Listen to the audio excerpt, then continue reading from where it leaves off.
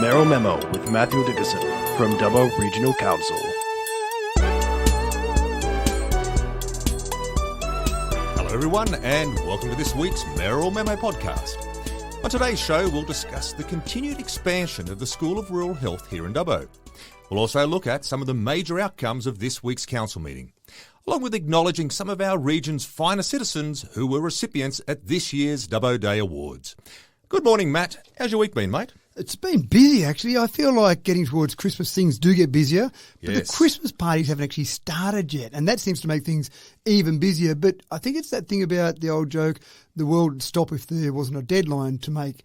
And when Christmas is coming up, there's a deadline. Yes. So things have got to be finished and people have got to get things done. So I think it actually tends to make it a bit busier, and you need at least Christmas Day, but usually a few days to recover from how busy it has been before Christmas. So it's really ramping up. We're not even into December yet, but it's really ramping up. At least got that beautiful weather starting to kick in out there right now. So it's nice actually to feel days over 30 degrees all of a sudden. And no rain. That's been What very is exciting that? for the I last know, what's that blue thing in week? the sky? What's that thing? Hopefully we can get that going. That would make things a lot nicer for a whole range of areas. But Absolutely. we say that now. In a couple of months' time, we'll say, oh, no, there's been no rain for a couple of months. Where's I wish that it would rain? rain. Where's that cool change? Oh, what's happening? Mate, listen, I'd like to start off today with something very exciting for a few of our wonderful local citizens here, and that is, of course, the Dubbo Day Awards. Now, during the week, you had the chance to recognise some of our very finest citizens, I must admit. So talk me through it. What actually happened, and who were some of these great recipients this year? Well, let me go back just a little bit with the Dubbo Day Awards. The Dubbo Village was declared or proclaimed on the 23rd of November 1849. So before that, there were people hanging around here in Dubbo. There were people probably squatting on a bit of land here and there. The Emil Sarisias of our world, those sort of guys? He started probably around about that sort of time, not long before that, and he was smart enough to realise that there were some government buildings. Back around 1847 and 1848, we had a couple of government buildings, and then Sarisia opened a general store because he probably thought, well, a couple of government buildings, a couple of government employees, they might need some supplies. An opportunity there to make a couple of dollars? Yeah, good entrepreneur. But even though you talk about John Oxley, maybe around 1818, and Robert Dulhunty was probably around 1828, the actual official start of Dubbo was that date, 23rd of November 1849. Jump forward about 150 years. Just a slight little jump. That's right, go to our sesquicentenary, and they had a thing called the Dubbo 150 certificate. So someone came up with the idea of acknowledging these people that have done some great work in our community over the last 150 years, and they gave out a bunch of certificates. Then the council of the day said, well, that worked really well. Should we just wait another 150 years, or should we start doing that maybe on an annual basis? So from 2002 onwards, we've had a thing called the Dubbo Day Award. The name's changed slightly, but effectively this whole concept. So they've actually really been going for 20 years? Yeah, 20 years, just over 20 years it's been going. And the idea here is it's not about the people on the front page of the paper. It's not about the people in the limelight. We've still got our Citizen of the Year awards, our Sportsperson awards, those type of things on Australia Day. These awards seem to be the quiet achievers, the people behind the scenes making things happen, not asking for any glory, not out there to do it for any other reason than just because the job needs to be done. So it's actually to me, a really exciting process that I get to sit on the judging panel, and we get all these applications come in, and reading through them, you go, wow, there's some people out there doing some things. And the thing that really strikes me is that most of these applications that come in, they're not just involved in one organisation. You'll start to read about, gee, they're doing some great work with that organisation. Oh, hold on, they're doing some work with this organisation and this other organisation. Yes. So it's this constant process of all these different organisations they're involved with. So jump to 23rd of November 2022, and we had our Dubbo Day Awards, our annual event, and at that we had 10 awards we gave away. So 9 are technically called Dubbo Day Awards, and there's the one extra we give, which is the Tony McGrain Award. Right. Now, that didn't start 20 years ago. It was started after Tony died, and he died in 2004. So it's basically a slightly different version. All the other ones are volunteers. So are all those other 9 awards, they're all about basically acknowledging volunteers in the community? Correct. Now, there was acknowledgement at some point in the past where there are some people who do some absolutely fantastic work in the community, but they might be in a paid job. So in your environment, you might know of a school teacher that gets paid to be a school teacher, but he coaches the footy team and he takes kids away when they're on excursions, and he's always there on weekends helping out with some tutoring.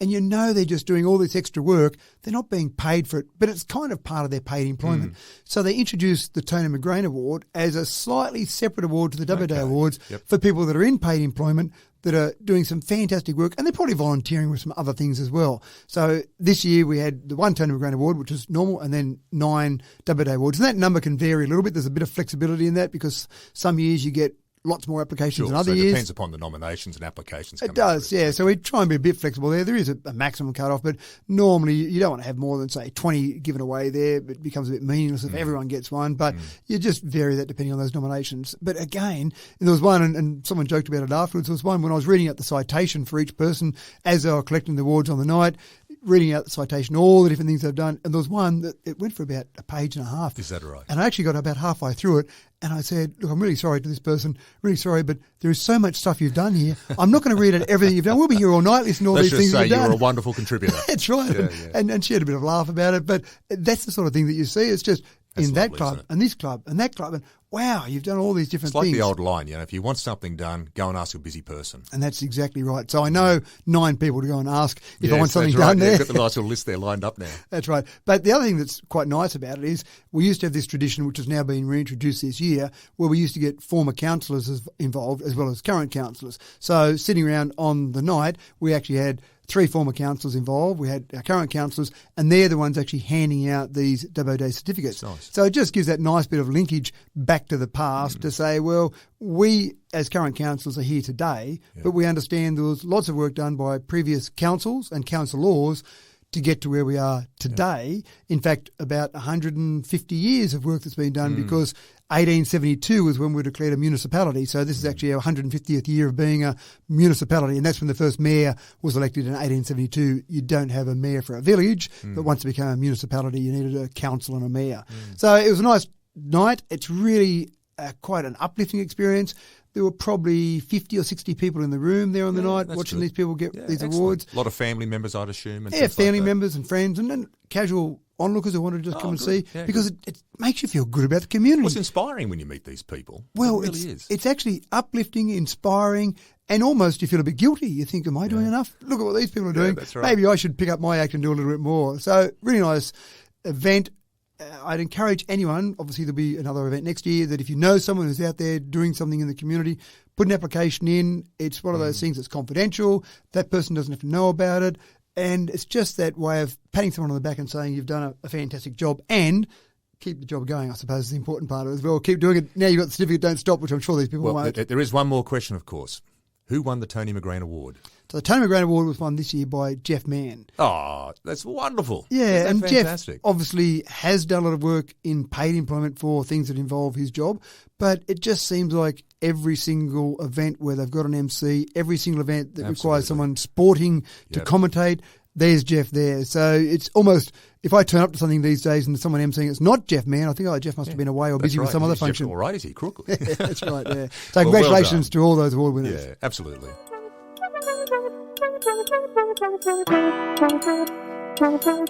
Now, Matt, the Community Leaders Breakfast was held recently. Now, this is an initiative we talked about there last week. And, of course, you were saying there last week, this is the only time in Australia where we get in this type of a forum on a regular basis, the mayor of a town, the state member and the federal member all getting together for a chance to have a bit of a chat about issues that go across the spectrum from local through to federal level. So talk me through it. How's the response first and foremost from the general community in regards to this time around? Yeah, really good again, and I really do enjoy these. As you say, 3 levels of government staying side by side in an open forum. We had 8 councillors there at this particular event. We had some senior council staff and obviously our federal member Mark Coulton and our state member Dugald Saunders. Yeah. And the opportunity that's there is absolutely fantastic. And this is one of the bits of feedback that I get from people is, I love the fact that you do that. I didn't go down to it, but I love the fact that I could have gone down to it. But still, people come down, and they did come down on this particular event. And I didn't actually do a head count there, but I'd say there were probably 50 people or thereabouts coming in and out, because we run it for a couple of hours, 7:30 in the morning to 9:30. We put free coffees and a little bacon and egg roll on. So you've got the opportunity to come down and have something to eat as well if you want. Yeah. But just the discussion, having the ability to discuss things. the number one topic, without a doubt, was roads. People want to know about. Was probably no great surprise. No, in the not at current all. Situation, but it is still nice hearing from people face to face about their road and their particular situation. But having those three levels side by side, you can actually have those conversations with all three of you, because there are parts of funding that come from sometimes federal, sometimes state, sometimes local. So having those three there, in particular, talking about a specific road. So this particular road, that's a local road. Don't worry about Dugald and Mark with that one. That's one of ours. Or this road, it's a regional road. Let's go and get Dugald involved in this one. So those sort of conversations, I think, are fantastic. So roads were talked about. We did talk about, as we've talked about before, the problems at the moment with both funding and the amount of water we've had, and still that existing water, but we're still working our way through all those problems. But there are other issues that were brought up as well. Certainly down Macquarie Street in Dubbo, there's been some issues with some people causing some problems from a housing commission home down there, and so that was a good opportunity for people to talk about some of those issues. Oh, good. Yeah, Good. a bit of water. There seemed to be a lot of water talk about this when we did that last one. There's certainly some water runoff. There's some areas around Dubbo and around the Dubbo LGA that have got water pooling, water running off, causing problems with erosion. So there were a few discussions around that. And then roads again. We talked about roads. So it's seen a bounce around with roads. But I really do enjoy them, and I really do appreciate the public that comes along and has a discussion about whatever is on their mind. Sometimes they just want to talk about nothing in particular. There was one person who was in a wheelchair who came along and talked about some disabled access and just said, look, I think things are going okay. I don't have any major issues at the moment, but thanks for the good work you're doing and keep it up. And it was just a bit of a passing comment, and had a 5-minute chat, and on he went. So it doesn't have to be a burning issue. It doesn't have to be a big thing that you want to create a major drama with. Some people want to come down and bang the drum, and that's fine. Some people just want to come down and say, how are things going and what are you doing next and what's the next plan? But it's just a conversation with those community leaders, and making sure that you get your voice heard, I think, is a really important part of that. I think you're right there. And I think one of the other things is, just in regards to that, one of the things I'd suggest that for a lot of people, it may be a little bit intimidating at times, so sort of to walk into a space where you've got so many community leaders there together. And so I think it's wonderful, though, the fact that it's situations like this where we keep encouraging that. So we break down that barrier between, what people sort of regard as maybe politicians in a space, and how do I communicate a level? Am I going to sort of feel as though my question may not be good enough, may not be worthy enough to have a chat about? And I think what you're saying here, Matt, is that it's really important for all of us. If you've got an opinion or an expression of interest that you want to talk about, it's a great opportunity to get that voice out there. And that's how we make change happen, isn't it? It's about through that communication. You're spot on. And it's actually interesting, because I remember one of the very first ones that we did of these years ago.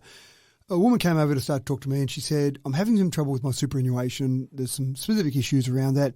Can you help me out? And I said, well, no, I can't, because superannuation is not something local government deals with. But it just so happens that that's a federal government issue, and we happen to have the federal member right here. So I'll talk her over to the federal member, who was Mark Coulton at the time, and I introduced him and said, this is the problem, and I walked away because none of my business, let that lady sort it out. Yeah. And I spoke to Mark a few weeks later, and he said that issue that particular woman had, he said, was actually really easy to fix. It's all been sorted. It was sorted out within a couple of days.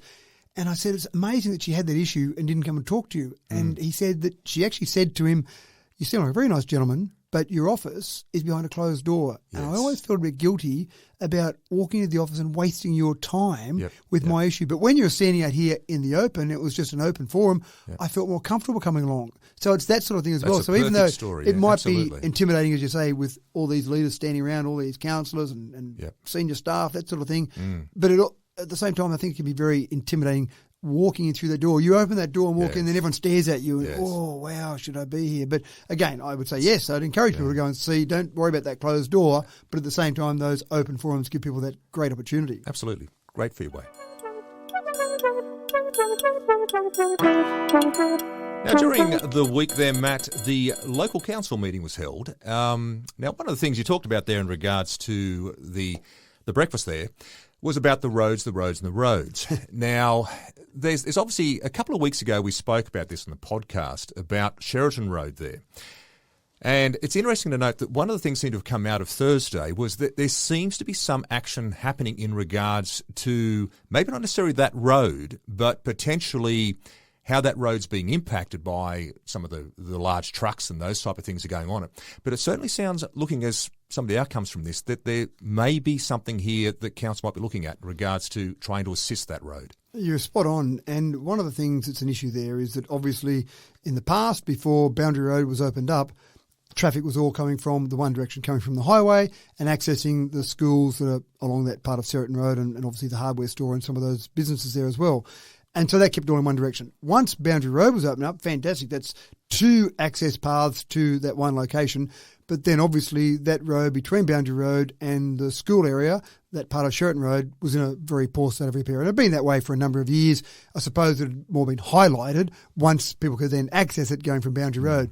One of the reasons that road's in a poor state of repair is because there are some heavy trucks that do use all of that Sheraton Road section, but that particular road there, which hasn't had much work done on it for many years. So there's a few things there. We can repair that road. It's expensive, obviously. Repair that road to a standard that can handle the normal vehicles that go to those schools and the businesses there and the heavy trucks that go on there. But heavy trucks do more damage to roads. Or we could look at how, a bit the same as the Boundary Road solution, how do we get those trucks going somewhere in a different direction rather than going along Sheraton Road? So one of the outcomes from the meeting on Thursday night was that we gave an instruction and permission to our CEO to go and do some negotiations with some of the landowners in the Blueridge Business Park area. Which is the estate sort of connecting on the eastern side of Sheraton Road, isn't it? Yes. Yeah, correct. So up past the schools, up past the hardware store and the businesses there. You go past those to the east, that's all that Blueridge Business Park, and that's got more expansion to occur. But there's a long-term plan, which we're going to make a shorter-term plan, that says take a road from the highway, bring that through some of that new development that will occur and join that up, in effect, behind Sheraton Road. So in other words, a bit of a bypass off that road section. Yeah, bypass is probably too strong a word, but the concept is the same. You are bypassing Sheraton Road, so technically it is that bypass. But this is always part of the long-term plan. Always, when that Blueridge section is built out there, there'll be a road that those developers will have to put in as part of the expense of building that development. But we're taking a slightly different approach. We're saying what we should do now is we should go and purchase some of that land from the developers, and we should go and build a higher quality road that can handle heavier traffic and build that now. When I say now, it's not going to happen next week, but it's going to happen in the short term. And then also we've got to do some sort of deal with those developers to say when you develop those blocks of land, you would normally have had to pay for a road at your expense. Once we've built it for you, we don't want the community to have to pay for all of that. So we still want you as a developer to contribute to the cost of that road, which we were already paid for many years ago. So that's a bit of complication in terms of that whole process there. The old buy now, pay later sort of thing. Exactly right. You're going to have to pay for it at some stage. We're not going to make you pay for it now, but you would have had to pay for it down the track. So let's still make you pay for that at the same rate you would have paid for it anyway, but let that be a contribution. So the idea here is we'll then go out, purchase the land we need, build that high quality road to join that in there, and then take that heavy traffic, which is good for the school traffic anyway, to take those trucks away from in front of the schools, but also good for the actual road pavement. Doing all that, obviously, we will still want to do the work on Sheraton Road, repair that road anyway, but getting those trucks off there will help that road pavement stay in better condition for longer. So it's a big picture plan, but that's one thing that council's typically good at, planning big picture, planning long term. It's something that I think is a good innovative solution for a major problem that we've got at the moment. And not all problems, all problems can probably be solved by throwing money at it, but it's a bit too simplistic just to say, we need more money, we don't have the money, bad luck. Well, if we haven't got the money, are there other ways we might be able to address things? And that might involve, in that situation, borrowing money and then obviously having that part of our overall budget, paying that money back over years. But again, we know we'll get it back in the long term from developers. Well, I like the fact too that a plan sounds like it's on its way, which is good. Exactly right. Now, during the council meeting as well there, Matt, it looks as though councillors endorsed the reallocation of $1 million from the heavy patching program to the regional roads maintenance budget. So I'm assuming here, on layman's sort of reading of that we're talking here about, instead of we're transferring some of the money right now from we talk about heavy patching, that's like the major road work, and putting it into, obviously, potholes and, getting some of these issues that are really causing problems on the roads right now. Is that the way we're sort of looking here from this reallocation of this money? Correct. So we've got $28 million approximately in our road budget for this financial year that we're in at the moment. So $28 million set aside right now for that. Correct. Okay. So that's when we did our budget, our overall budget, in the vicinity of about $240 million, and of that, about $28 million is set aside for the roads budget. Now, that's a whole range of different things. That's normal maintenance, that's some major repairs, that's some heavy patching, all sorts of different parts of that in that $28 million. Yeah. What we're finding at the moment is that we simply can't do the heavy patching work. The bottom line is that, and I saw is the ground too wet still? Is that the biggest problem? And I saw this great video. It was a terrible video, but great to demonstrate it. Video during the week of our crews out there doing some work. They've cut out a section of road to go down to do some heavy patching. So in other words, cut out all the damaged bitumen, get down to the base and start building the road again from the ground up, which is what you need to do in some of these cases. And when they got down to that ground level, we're not talking about that deep down underneath the bitumen. There was this video showing this water just constantly seeping up from underneath. Right? So the water table just sitting so high in that space. So high, that's right. So you can imagine, what do you do there? How do you seal that off and try and stop that water seeping up through bitumen? You think bitumen's pretty tough, but you get that water. Water's pretty good at getting through things, that constant water pressure from underneath. It's going to bubble through, create weaknesses in the road, and of course then you'll see more potholes. So you can imagine, do heavy patching. Oh, great, we fixed that bit of road. You come back 2 weeks later, there's a pothole in already, and everyone say, well, council staff, they don't know what they're doing. They're hopeless at doing this, but it's not a case of that. The conditions are just so bad. So rather than get frustrated or not be able to do any work at all, the council on Thursday night allocated $1 million out of that heavy patching budget and said, take it from there, move it across to the short-term maintenance, so if you like the pothole budget, and we can do more of that sort of work. Obviously, we don't have our staff, if they can't do heavy patching, sitting around saying, right, guys, let's play cards. We play euchre or 500 today. You want them out there doing other work, which they are doing. They're not sitting around twiddling their thumbs. But again, it's just allocating that budget to the things that we can do rather than waiting until we can get that heavy patching. Now, that creates potentially a minor problem down the track because it takes some money out of one budget. We didn't create an extra $1 million. We didn't get an extra $1 million from somewhere. But at the moment, it's do what you actually can do rather than, well, we'll leave the money in there and hopefully one day is not coming, so we need to actually use the money in the best way we can. Just in regards to that, I want to ask you a question about the whole idea of future planning of roads. Now, I know we talked about this recently as well, rethinking the nature of roads, because you mentioned here about the whole idea, you've got this water table rising right up. Now, bitumen by nature is basically a seal on rock. That's pretty much the way the road sort of network sort of is basically done. Concrete's different. That's a whole sealing process. But it's a very expensive option. Now, as a future idea, because obviously we're in the midst here, we're seeing all the impact here of climate change.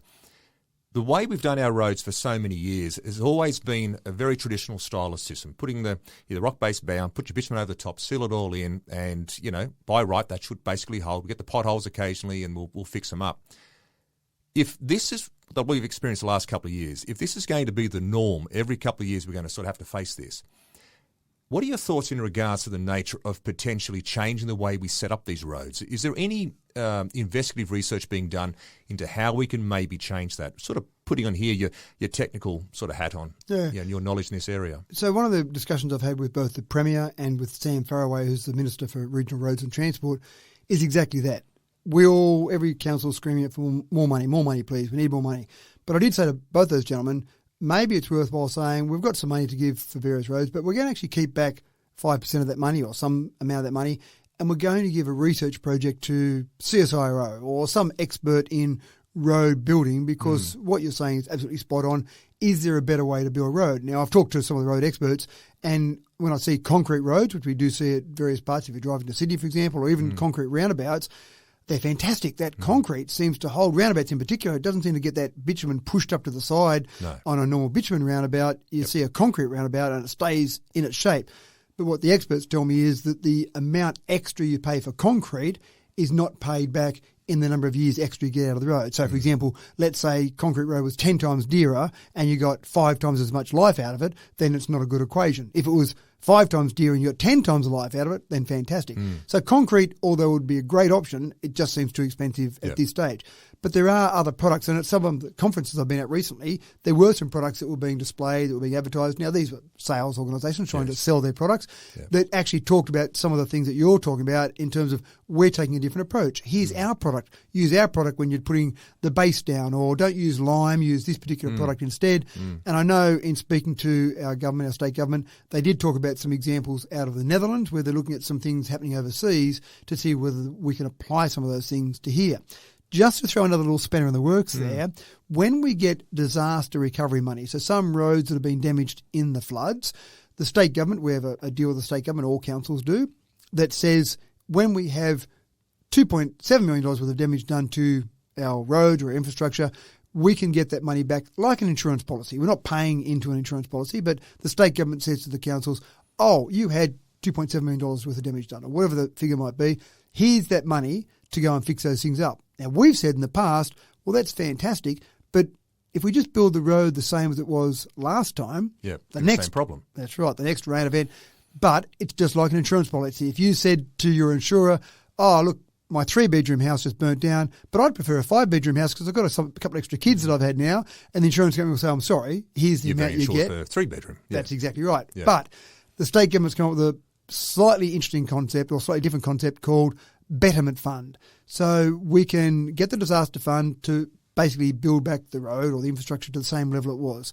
But then we can also apply for Betterment Fund where we can say, if you give us the same amount of money, we'll rebuild the road the same. But if you give us an extra X dollars, then we can make that better. So next time it will be able to withstand the flood or whatever the damage was that caused this particular incident. At this stage, it's not across the board. It's not carte blanche that you can get that. It's not guaranteed. It is a grant funding process, but at least they're thinking about this whole idea of making it better. So not yet. Your logic is absolutely perfect. The processes aren't in place yet to be able to do that, but we are working on trying to get those processes in place. The green shoots are maybe starting to finally start to come through. Yeah, and one of the things that I find, and this isn't a comment on any current governments, but one of the things that I find in general is that we used to think long term. We used to think more than one election cycle. And I think of the Snowy Mountain scheme, I think of the Opera House, I think of the Harbour Bridge as 3 obvious examples that all took more than one, significantly longer than one election cycle to realise those 3 great projects. And that was okay. Politicians in those days seemed to think that longer term, that bigger picture. Now it seems to be, and maybe it's a cynic in me talking, but it seems to be, if we're not going to be able to deliver that project in basically one election cycle, if I'm going to announce it, I want to cut the ribbon on it. I don't want someone else coming along in the future. Right, 4 years, 5 years later sort of thing doing it and taking all the glory for it. Yeah. So the betterment concept is really about long-term, big-picture thinking, but I don't know that governments always think that way. But it's a good point, an absolutely valid point that you raised there.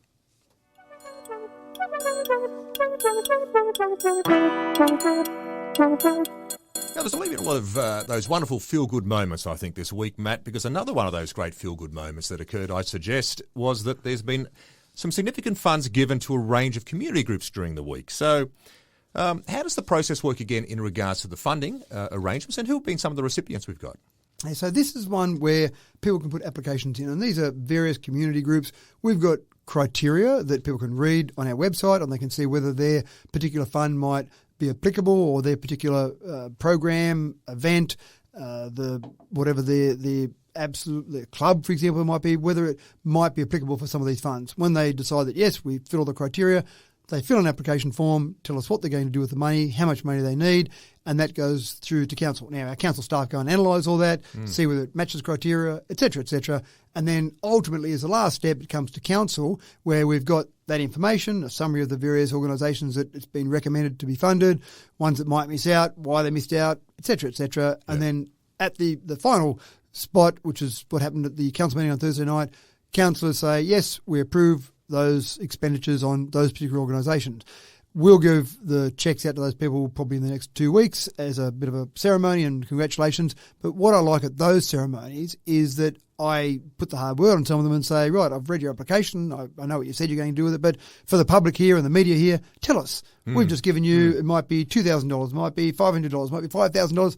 What are you going to do with that money? And so then they give a bit of an explanation. But what I always love about that is that we might give them relatively small amounts of money in the whole scheme of things. Yes. But what they then go and do with that, because they've That's got exactly my point I was about to say. It's amazing how far they can stretch $500 or $2,000. Right. And this is because they've got that huge power of volunteers. Yes. They tap into their volunteers. They get all these volunteers to come and help them out. And so the bit of money we give them might buy some physical things that they need, but their volunteers go and do all the work. And so to give you one example, so basically, $60,000 we gave out. Okay, so $60,000 is the grant fund you give out every year? No, that's every half year. So every half year, okay, great. So that's fine. So this is round one of the fund at the moment. Beautiful. So basically we've got a range of organisations that receive some of that money. The most anyone got, we had 2 organisations that got $15,000. The smallest amount allocated to anyone was $500. But to give you one example, there's a problem we have with Indian miners, and I just better make sure that I'm explaining that I'm not talking about small children from India. Oh, okay, my bad. I'm talking about the Indian miner birds. Oh, the birds. The miner, yes. M-Y-N-A. Yeah, my dog hates them as well, by the way. Well, I think everyone does, but there's too many of them, and we need to get rid of them. And so the traps, we need more of the traps. Now, the Dubbo Environmental Group, for example, Dubbo Environment Group, said we want some money, we need to go and do this, try and control Indian miners. Yep. So we allocated $5,000 to them. Now, they'll spend, as my understanding of it, they'll spend most of that money on buying the traps. But then their volunteers will go out and actually use those traps. Isn't that a great example, though, of how money is being well spent? Like that's a terrific thing, is the fact that, because most business and operations will put so much money towards obviously the employee cost. Correct. And, the capital costs aren't probably nearly as significant as probably what the employee costs. So it's a wonderful way of sort of seeing it. Yeah, and you're right. In most organisations, you'd see the employee cost as being the number one expense. Not always, but it's certainly a major expense. Normally, that's right. But we had different organisations, the Rotary Club of Dubbo, for example, Wellington Community Progress and Action Group, Red Cross, Arana Early Childhood Intervention, Can Assist, Lifeline, Dubbo District Concert Band, Wellington Men's Shed. Actually, Dubbo Filmmakers, that's an interesting one. There are some really talented filmmakers in our community, but if you use equipment that's appropriate to your filmmaking ability, sometimes that can take you out of the game. The equipment can be too expensive. And I'm probably thinking as much as anything about maybe some amateur filmmakers, maybe some young filmmakers who could really do some great work, and they might just need a bit of equipment or they might need just a bit of direction, a bit of help, getting there in the right direction. So the Dubbo Filmmakers is one organisation. They got $5,500 from us. Fantastic. And I think, and again, I don't know the exact extent of what they're going to use that money on, but typically I see the filmmakers spend that money on other film equipment. But then they have that equipment available to lend or rent out to their members to access high-quality equipment for little or no money. And I think that is a really good way of getting that out there in the market. There's a fantastic example of that with the Dubbo Filmmakers. There's a wonderful young guy in town by the name of Joe Sonny. Now, Joe is this guy, one of the most humble men that you'd ever sort of come across. This guy is such a humble man. What he's done is quite extraordinary. And I know that he is, with the Dubbo Filmmakers in regards to that, he's tightly linked, I'd suggest, in regards to these guys. Now, he's doing some incredible stuff on an international base, and I think he's got actually a new film coming out pretty soon as well. Yeah, I've actually seen his previous films. I've been along to watch his previous films, and I actually call him Jose, so I'm not sure if it's Jose or Jose. J-O-S-E. I'm sure he'll answer to both. That's right, I'm sure he would. But he's got the next screening, and I'd encourage people to go along. It's on Saturday, December 3rd. There's 2 screenings of it, 6:30pm and 8pm at Reading Cinemas. And already it's been screened around the world, not everywhere around the world, but it's been screened in India. It's already been screened in places like Canberra, Newcastle, Adelaide, Melbourne, Liverpool, Auckland. So it's in various places.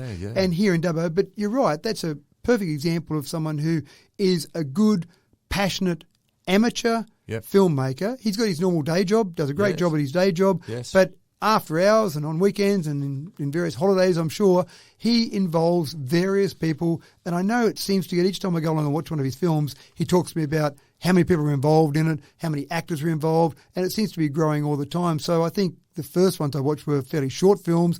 This one now, I think this is up to about a 42-minute film. That's like a feature film length. It's getting there, very isn't strong, it? Yeah. So there are tickets. I think they're only $10. Tickets for Reading Cinemas this weekend. I'm sure if you go and Google, the name of the film is I Am Michael, Michael. So if you Google that, I'm sure you'd find it. Or Jose Sonny, Jose Sonny, Sunny. I'm sure you'd find it there. But look, I'd encourage people to go along and encourage that sort of young talent in our community, but also just seeing the things you can do in our community. You've got access to these resources. You've got these people that can help. And he is a member of Dubbo Filmmakers, and I know he does use some of the resources there. So it is a great example of taking that money and what people can do with it in our community. Well, as the wonderful Molly Meldrum used to say, do yourself a favour and go out and buy a ticket.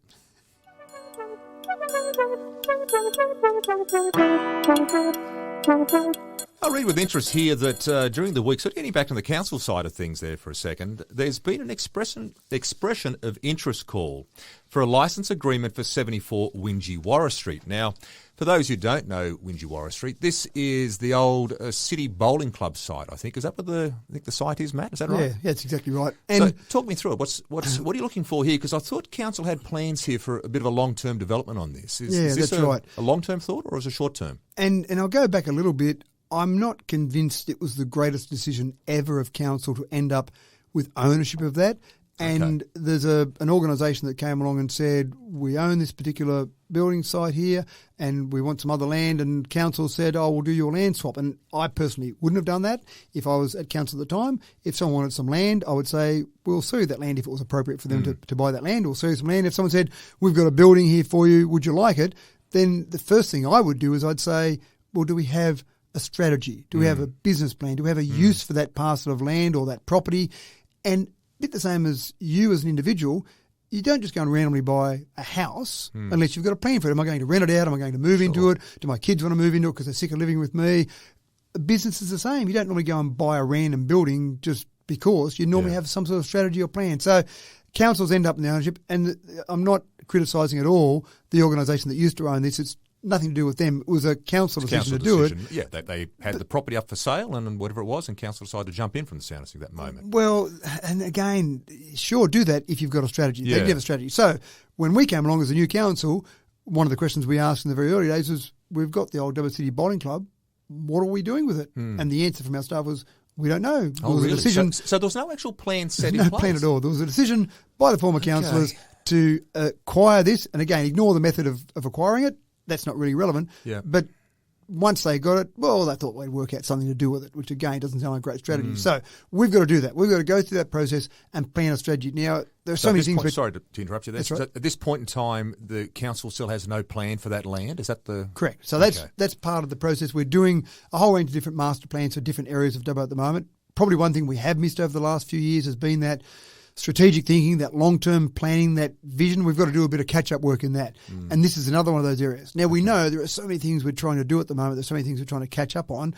We know we're not going to have a plan for this particular building in the next few months. But it seems a shame to have this building and this space in there idle, used ad hoc here and there. It doesn't seem like it makes sense. So if we know we're going to take a bit of time to come up with what our vision, our plan, and we'll go through a process with the community to make sure they're on board with whatever our long-term vision is, then in the meantime, let's use it. So we've said to the community, and this is advertised right now, and you can do it up till the 7th of December, we've basically said we're asking for expressions of interest. Right. If you think you've got some use you can have for this property, and it's got to be no more than 2 years, because in 2 years' time, we'll already have a plan, a vision ready to go. So if you're in there, we don't want to make you feel like we're kicking you out. Sure. We're saying to you up front. It's like a short-term lease almost. That's right. We're saying to people in this expression of interest, it's got to be a minimum of 1 year, but it can be no more than 2 years. Okay. So if you've got something that you think you're going to do and you want a long-term place to do all that, don't even consider it. But if you think, there's an idea I've got or a project I've got that I want to get up and going, it can be a community-based project, it could be a private business, whatever it might be, then we're saying put an expression of interest in. We've got a form on our website to do that. Okay. It doesn't have to be incredibly detailed. What we're really trying to find out from people is what's the idea you've got, what do you want to do with it, and how much you're willing to pay, because we want to get some return for the ratepayers of Dubbo. Yep. So tell us how much you're willing to pay in a rental fee. So you don't actually have a figure on this per se. Is it going to depend upon what the expression of interest is? Is that like if it's a community group, it could be different to a private enterprise? Is that the type of thing? Well, one of the things, and I can't speak for the minds of the other 9 councillors, but from my perspective, it will be weighing up those two. So if someone came along, for example, with this great community project that was really going to benefit the community, and they were willing to pay a certain amount, and a private business came along and said, I'm just going to run a business out of there, and they're willing to pay more, then I'd probably look at the community one, even though it's a bit cheaper, depending on the differential in price. If the business was going to pay 20 times the amount that the community organisation was going to pay, I'd probably say, well, look, the benefit to the community overall is better for that higher price. What we like people to do is to put in a price that's a fair and reasonable price that they're happy to pay, they can afford to pay, obviously that we want them to be financially sustainable, but also we want to get that maximum return. So there's a point of negotiation there, I suggest, between whoever comes forward in regards with council and what the outcome could be. Well, we'll have to make a decision. So we'll base it, first of all, on the information that comes in. So it's not as if we'll start doing a bit of a private auction amongst all these organisations that might put something in. Yep. But I've had a number of suggestions already that have been put forward to me. Okay. Some are a little bit commercial, some are very focused on the community, but already this is only just from Thursday night's council meeting, and already I've had 3 different organisations who have actually come forward and said, we'd love to do this, and here's the information. I said, great. It's a very central location. Like from the point of view of Dubbo, it's right in the heart of, I'd suggest, you've got the cultural side of things on one side and you've got a sporting precinct on the other. So you're a very central location there. So there's opportunities for both sides and private, I'd suggest, that could possibly work for either two. And you've hit the nail on the head. It was quite interesting because someone said to me, I thought that place was being reserved for cultural activities. Now, there's no being reserved for anything because, as we said, there's no plan for it whatsoever. But this is a short-term thing. So if someone comes along with the idea for a cultural activity or sporting activity or a private business, that's only going to be for that short-term process. So it might end up being used for cultural long-term, might end up being used for sport long-term. I don't know the answer to that, but this is really, I can't emphasise that enough, this is really a short-term project to get some income for the community from it, to use it, why have it sitting there and not use it, and basically have something that's happening in our community which is better. And then, again, 2 years' time, we'll have worked out what our long-term plan is, and more than likely, that particular tenant probably won't be a part of that long-term plan, so they'll need to move out and move somewhere else. Have I mentioned that enough? Have I mentioned that it's 2 years maximum? I think you've done very well on that one.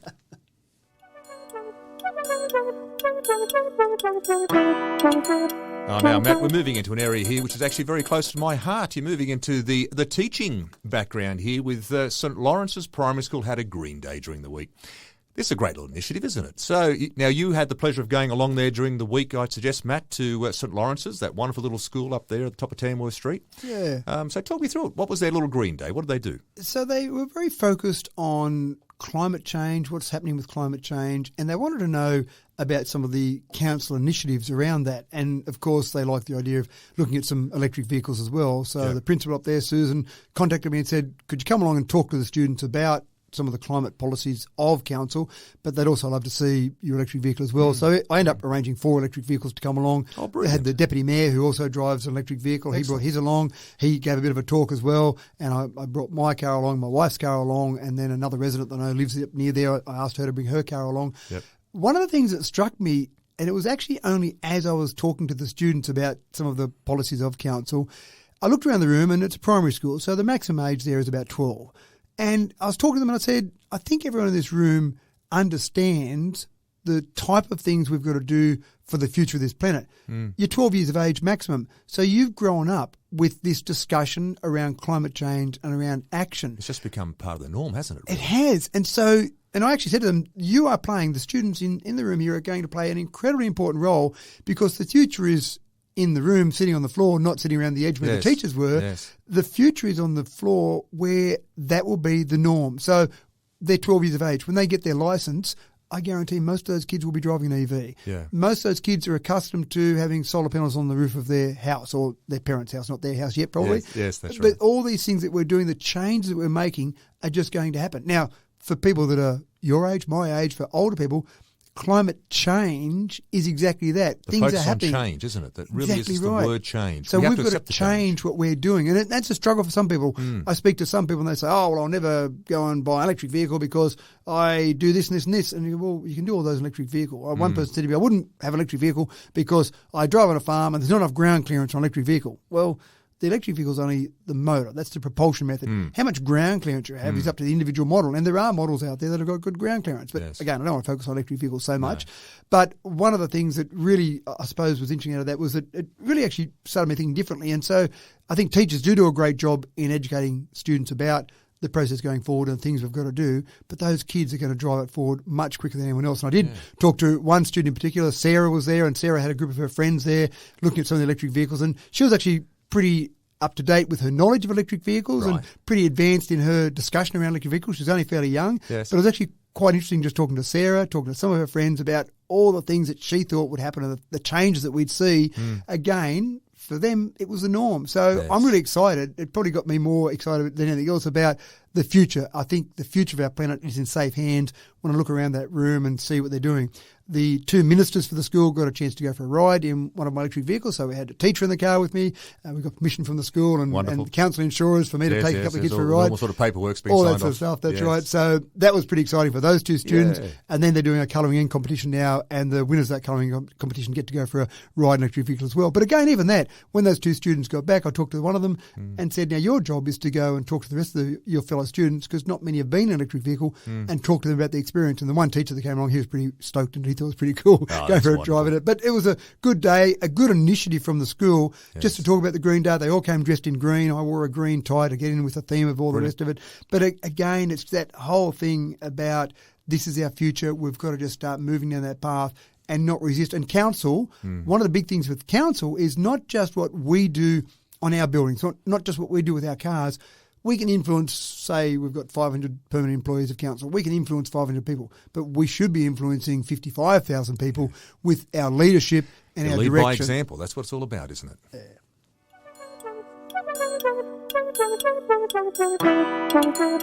A little bit more exciting news. There's been a launch of a new building at the School of Rural Health here in town.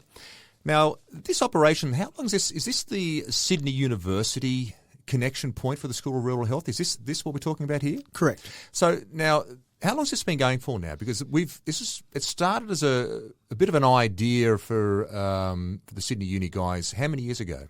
The University of Sydney started offering students the opportunity for a 1-year or 2-year placement in Dubbo way back in 2001. There's been this continuous growth since then, hasn't there? Not over the first 20 years, but it actually is all changing, or has changed this year. Go back a little way. Medicine at the University of Sydney used to be an undergrad degree, but they changed it to a postgrad degree. Many moons ago, when I was studying science at the University of Sydney, I went straight from school to uni at the age of 17. I met other people at uni who went straight from school and they were studying medicine. It was a 5-year degree, which at some stage, I can't remember when, but turned to a 6-year degree. But then at some stage after that, med changed to a 4-year graduate program. That meant that people would do their undergrad degree and whatever degree they chose, not necessarily related to a medical field, but sometimes it was. And then after they achieved their first degree, they could then apply to study medicine at the University of Sydney. What they then introduced was years 3 and 4 of that degree, you could go to certain regional locations. Dubbo was one of those. Right. It was interesting because way back when, and I remember talking to Sydney Uni about this, they were having trouble getting, and at that stage, I think it was 16 students from year 3 and 16 students from year 4. So they wouldn't want to come out to the rural. Is that you basically saying? They didn't want to come to Dubbo. They had trouble getting them to Dubbo. And so I came up with a couple of ideas and a couple of initiatives. But in the end, we got this bus tour happening. And so I used to go along and talk to students. So they'd say to students, anyone that's thinking about going regionally, we've got a bus tour, a free weekend, maybe a couple of drinks, a bit of fun. Yep. So they used to get students along. But then I'd go along and talk to them, sometimes at a function here, sometimes. There was one time I remember I was actually in Sydney at a different function.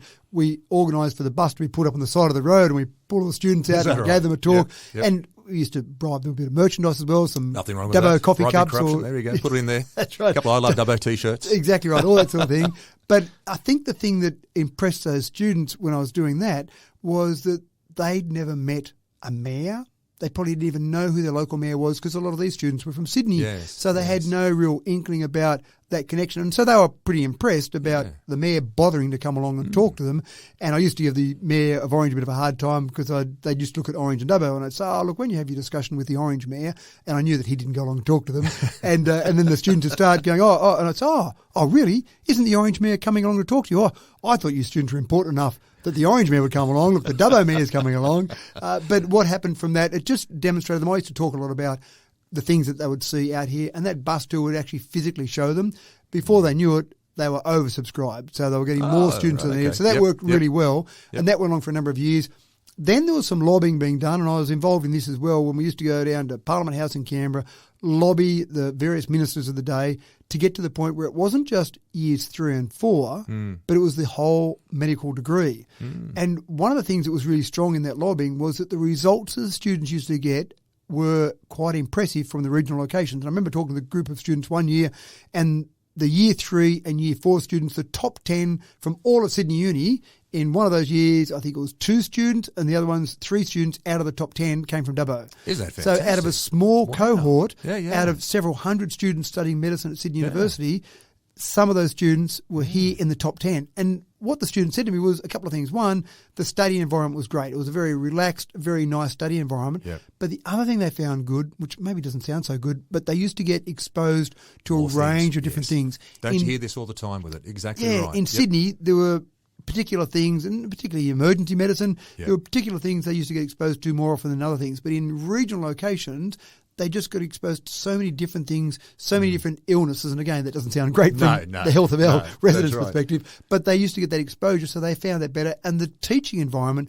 was a bit more personalised because you had fewer students to work with. So suddenly it was seen that going regional was really good. It's actually an advantage, probably. That's right, not just for your lifestyle, but for your actual study. So this is the first year that we've actually had the first of the 4 years being studied out here. So the year one students this year. That's brilliant, isn't it? So right now, let's say a young graduate here, doesn't have to come from Dubbo, of course, but let's say a young graduate here in Dubbo, if they want to study medicine, they can now go and study medicine full-time here in Dubbo. So they don't need to go to Sydney for their first 2 years of their degree and then go back regional. They can start here. Wow. Now, it's popular. So you've got, in each year, you've got 24 students. So 24 students in year 1, 2, 3, 4. Yep. But this year, they had several hundred applications to start in year 1. Is that right? So that's for the Dubbo. It's become Dubbo. actually very competitive to actually go here now. Correct. That's for the Dubbo campus. So they've got now some great students there. Yeah. And the building that was launched this week is a building they've been using throughout the year, but they've been trying to get the various people together, the Vice-Chancellor and the Chancellor and the Dean of Medicine, all the various people that had to get together for the actual opening. Yep. But I got to have a tour through the building. I hadn't been up there to the new building before. I've been to some of the older buildings. But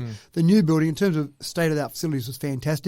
Some of the dummies they had set up there. So you walk into what looked like a hospital room and there's a person laid out there but isn't a real person. Yep. But then they have someone behind a darkened window so they can actually watch and they can manipulate this particular dummy like on there. Like a little robot type thing. Well, they can make it cough. They can drop the blood pressure. They can make the heart rate increase, decrease, a whole range of ailments. Fascinating, isn't it? That's right. And they talked to me, some of the people that work there talked to me, they said they have a great time behind this darkened window watching the students trying to work out what the problem is after they adjust things. Bringing it straight away, here we go. Yeah, that's right.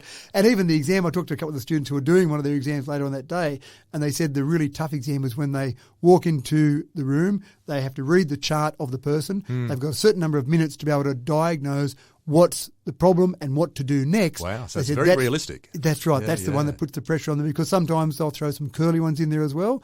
The anatomy ones, they said those exams aren't too bad because you've grown up knowing bits of the body and parts of the body. So identifying and just going through some of those parts, they said those ones we're not too bad with, but the actual clinical exam where you've got to diagnose, that's really tough. The other thing that was interesting is one of the other rooms there were a whole range of body parts. And one of the doctors there, one of the teaching doctors... Real body parts? No, all plastic, all simulated body parts. Yeah, sorry. I wondered why you're getting so excited about that, but anyway, yes. Right. But one of the doctors told me that when he did medicine many years ago, you basically had, throughout your medicine degree, you would have physically cut up a cadaver. So that would be part of the process of learning. But now they're at the point where the simulations are so good and all the body parts. So they had these various body parts laid out in one particular room and the accuracy, and again, I haven't seen inside a body, but it looked pretty accurate to me. But it was quite fascinating to see that that's all part of it. So that's pretty exciting. I know there is, in the cohort this year, I've talked to a few of the students before at different functions, but I do know there's a Dubbo student there, and he told me that he already had done his undergraduate degree. He was actually in Dubbo using his degree as part of his job. And he never really thought about doing medicine. But once this opportunity came up to do it here, he went, well, gee, I could do that. I think that'd be part of it. And I guarantee that the ultimate outcome we want from this, and this is what will happen in this case, is once he's finished his medical degree, he'll stay regional. Whether it's Dubbo or not, it probably will be. Stay regional, full stop. But he'll be regional. But this is what we see from these students who study regionally. The longer they spend studying regionally, the higher the percentage is that they will actually be in a regional area. So that's fantastic. But even some of the other students, I spoke to one from Forbes, spoke to another one who'd been around the country a bit, Victoria and Perth and Dubbo. But when I talked to them all about their long-term plans, they all love the regional environment. They all love Dubbo at the moment, but they'll all stay regional. And that's great for regional doctor shortages. So when we talk about offering extra financial incentives for doctors to come regional, a whole range of different things. What they need to do is just train them regionally, which is what's happening now. Get them to stay here and just experience living in a place like Dubbo. And it's a long-term plan, but that is the ultimate solution there. So that's fantastic. I just think going forward, we'll see this hopefully continue on, and this will give us more regional doctors. And the program might expand. At the moment, they're at their maximum capacity, but it might even expand a little bit. Who knows? Wonderful. Some wonderful news. Now, Matt, on the sporting front, talk about awards. Boy, oh boy, we've been talking about awards a lot here today. The Dubbo Regional Sports Awards. Now, they were held the other night as well. So, from the outcome of that, obviously another great night would have been held in regards to that. So, what are the Dubbo Regional Sport Awards? What are they about? Now, these have been going for, I think, somewhere in the vicinity of 15 years now. And we've got the local Dubbo Sports Council, so they're very involved in this. And Mark Coulton is our federal member, and Andrew G is a federal member for the Wellington area, are both involved as well. So essentially this is really just some way of recognising some of the great sporting talent and achievements we've got in our region. Now, there are too many categories for me to go through. There are lots of categories on the night, but if you've been at school, for example, you might have represented your school or made it to some form of state or regional or even Australian championships. And again, the number of people, as I was watching the awards on the night, just the number of people that are involved in so many different areas. You even had some of the masters that are involved in things. So it's not just for students, it's really across the gamut. Yep. And it's a great part of living in a regional area. I think people get more opportunities. Absolutely. Yeah, more opportunities sporting-wise as well, because you can get to those sports and it's easy to get those sports. It's 5 minutes from one sport to another sport. Yes. And even there was one particular person there that he had represented his school and gone on to high representation in 5 different sports. Wow. And I was thinking about that and I thought, I guarantee that you couldn't have that in Sydney because it would have just been too hard. I'm sure he played many of those sports on weekends. It'd be too hard to get from sport to sport. But in Dubbo, if you play multiple sports, it's 5 minutes down there, 5 minutes across there, or multiple siblings. And there were a few times where some multiple siblings received awards. But multiple siblings, again, it would be very difficult for someone in Sydney to say, right, we've got to take one child to netball and the next child to rugby or to cricket or whatever it might be. Here, you can do that. A classic example. I've got a brother of mine lives in Seaforth in Sydney. He's got a daughter who's a state hockey player and very talented. But for him, on a Friday night, it might be an hour's run to get across over there to Moorebank or whatever to have to play. Now, you can't be running your kids through Sydney traffic and that sort of stuff for 4 or 5 different sports. Yeah. Once a week in that situation, you can tolerate, but doing that 4 or 5 times a week, that will get very tiring after a while. Yeah, and I can remember when I had my kids all at home and all playing sport, it was...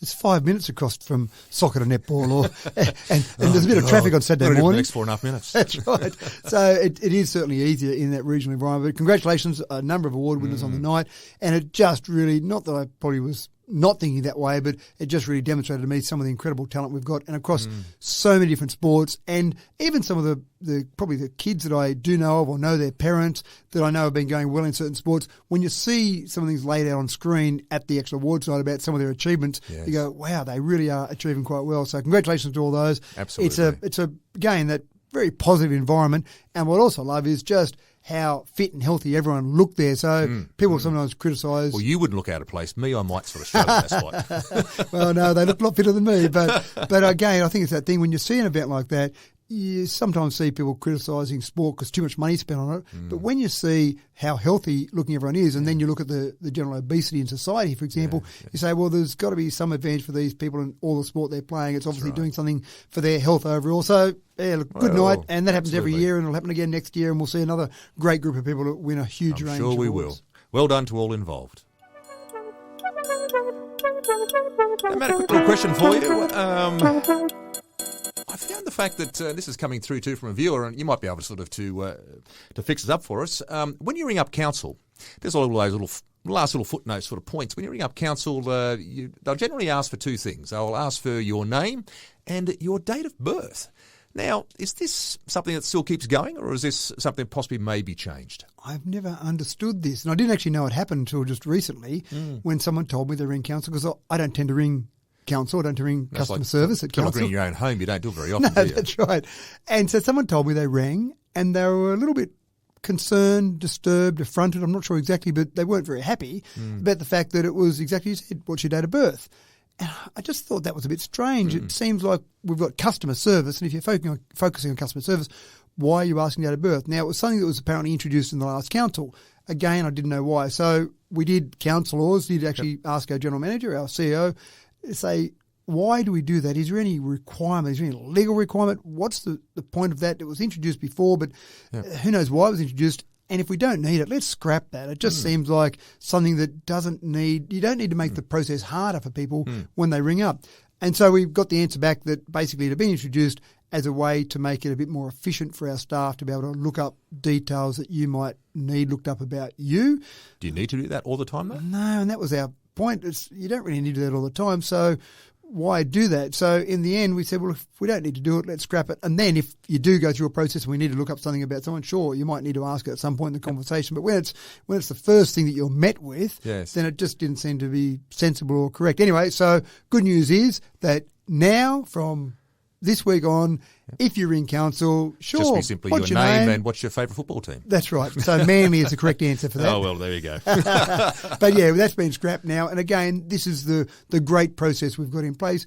When people do give feedback, then I know councillors will and our staff will as well take that feedback on and let's see why something's done, and if there's an answer to it, if there's a resolution, then let's go and resolve that. So from now, you won't need to give that date of birth. Our staff probably will make the mistake the first few times people ring and start asking because they've been so used to it. Be patient with them. Be patient with them. And keep in mind, it's not the staff that answer the phone that made this decision. That's it was the previous council that made the decision. Don't shoot the messenger. That's exactly right. They had to do what they were instructed to do, but again, it didn't make sense. And look, I've actually found businesses and government departments sometimes focus very inward, so they put things in place sometimes that make it easy for them. But you've got to remember, customer service is your game. Even in council, customer service is your game. So if it makes it offensive or makes it difficult for someone when they ring in, and presumably it's not difficult, people can remember their date of birth, but it seems a bit offensive, especially with so many data breaches and data leaks at the moment. People probably don't want to give their date of birth. If I ring some organisation and said, I want to get some help and they ask date of birth, I'd be asking why. Why do you need date of birth to be able to answer this simple question for me? So I can understand that. So this one I think was very inward looking. Yeah. Let's look outward. Let's look at our customers. Let's look at the residents of Dubbo. They're our customers, and let's make it better and easier for them. Well, it sounds like a sensible outcome, and of course the answer is not Manly, it's Parramatta.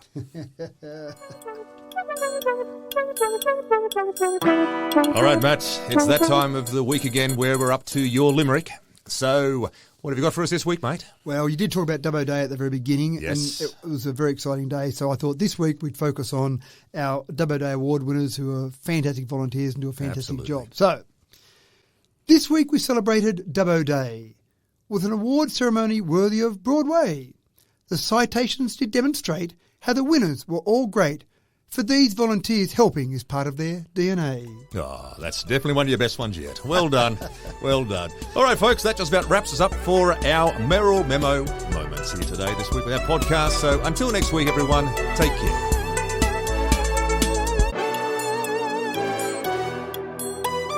Mayoral Memo with Matthew Dickinson from Dubbo Regional Council.